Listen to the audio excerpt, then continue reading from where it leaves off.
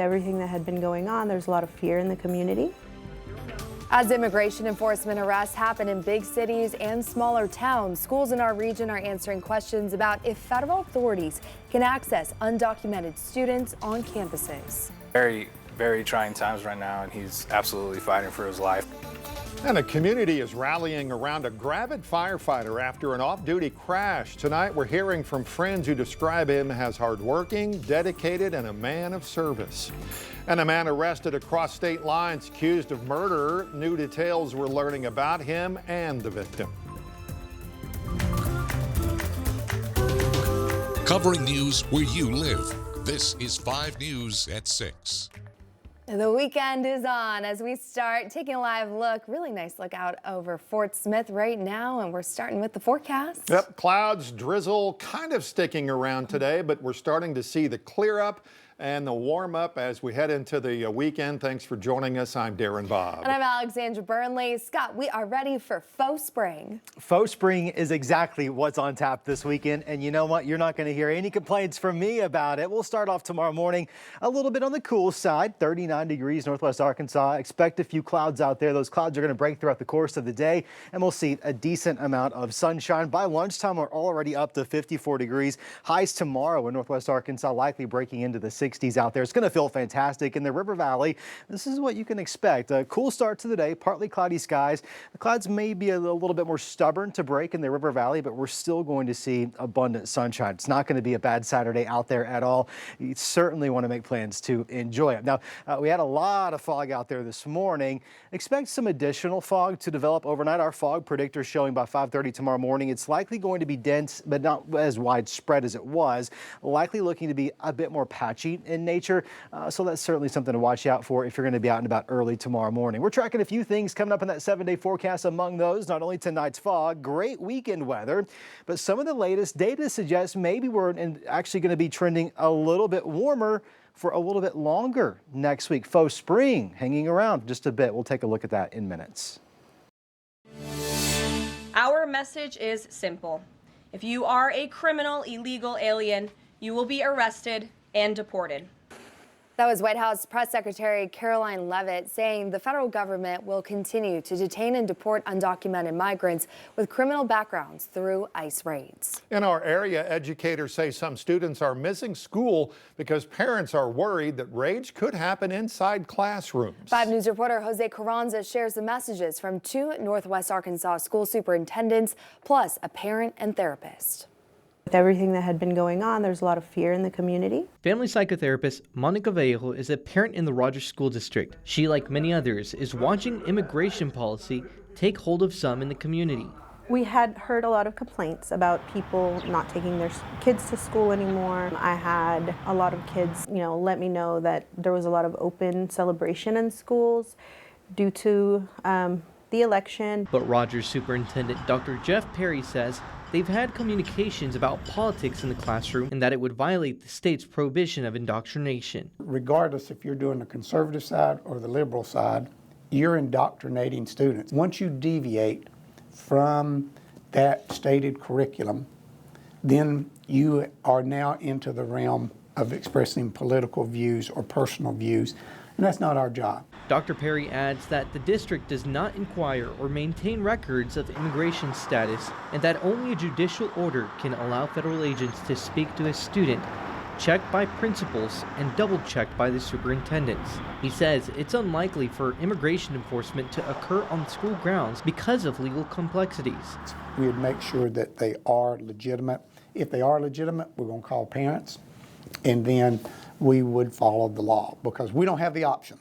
Both the Rogers and Fayetteville school districts sent letters to parents to say that we already have policies in place that address student safety, access to students during the school day, access to student records. Dr. John Mulford with FPS encourages parents to have their emergency contact information up to date for any issues. The ultimate goal is just to make sure, that our kids have a safe place that they can come and be educated and also feel like they are welcome, they're loved, and that they belong. But then also through this process, we want to make sure our parents know that we're here to support them. Covering news where you live, Jose Carranza, 5 News.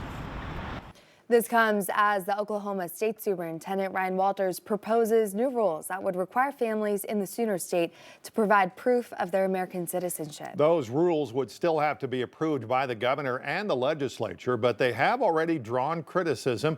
Emory Bryan reports protesters stood outside as Walters visited a Tulsa elementary school. A little rain didn't stop a lot of anger outside Carnegie Elementary.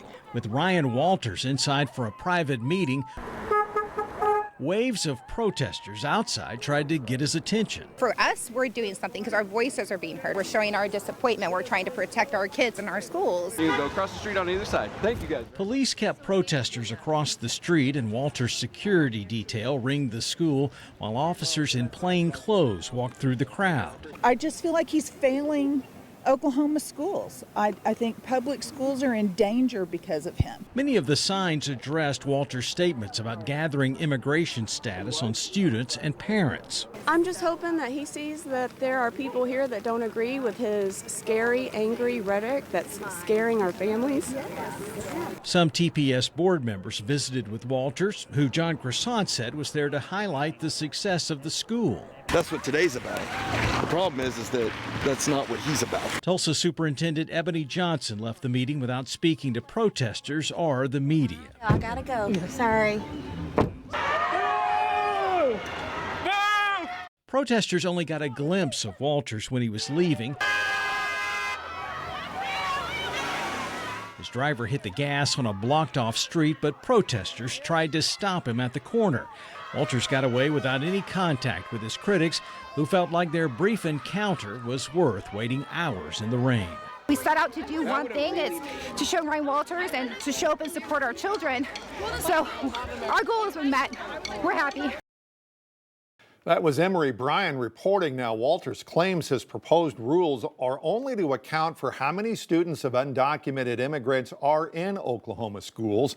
In 1982, the Supreme Court ruled in Plyler v. Doe that the government cannot prevent children of undocumented immigrants from attending public school. The flu, COVID, RSV, colds, and more. It's that time of year when quite a few viruses are going around and just making people sick. All of that led to some campuses closing today. 5 News reporter Jacob Luthi joins us now. Jacob, you've got more on those numbers we're seeing from both Oklahoma and Arkansas that influenced the decision to cancel class today, Jacob. Yeah, Alexandra, earlier today I spoke with a doctor who told me from last week up until now, he has seen a big uptick in influenza type A cases. He says they've diagnosed about 1 in 3 patients with the flu recently, and the numbers from Arkansas and Oklahoma back it up. As of January 25th, the Oklahoma Department of Health reported a more than 34% flu positivity rate. The Department of Health in Arkansas shows high flu levels too. ADH says schools reported an absenteeism rate of almost 10%. That's up nearly 2% from the previous week. Roland, Cameron, Worcester, and Marietta school districts in Oklahoma had a virtual learning day today to try and stop the virus spread. The Mansfield School District in Arkansas says they closed because of how many students and staff members had to stay home sick lately. Dr. Upton Siddon says closing schools can help stop the spread of easily transmittable viruses like the flu, and adds it is still important for people to take the time to recover. You know, pressure or expectation, well, if you're sick, you just, take some Dayquil and work through it, right? But it is really important that you give your body and your immune system the rest and the resources it needs to get better when you get sick. And sometimes that means saying, I need to take a few days. Now, Dr. Siddons recommends constant hand washing, staying hydrated, and good room ventilation. He adds it's also not too late to get the flu shot. Jacob Luthi, 5 News. Thanks, Jacob. New tonight, the Oklahoma State Bureau of Investigations arrested and charged a man with murder after a shooting near Pensacola. 2 weeks ago, police were called out to a home near Butler and Clark Avenue. That's where they found Jabriel Montgomery dead. Now, the OSBI says they have a suspect in custody. 24-year-old Parker Smith was arrested today in Fort Smith. He's been charged with first-degree murder for the shooting death. He's being held in the Sebastian County Jail as he awaits extradition back to LaFleur County. In Pea Ridge, a man is facing multiple charges after allegedly stabbing his wife and father. Police were called to a home on Dobson Street last night, and right after police got there, Carl Adrian drove away before being chased by a deputy from the Benton County Sheriff's Office. Investigators say Adrian had gotten into an argument with his father and wife, grabbed a small decorative sword, and stabbed his father in the arm before stabbing his wife in the back.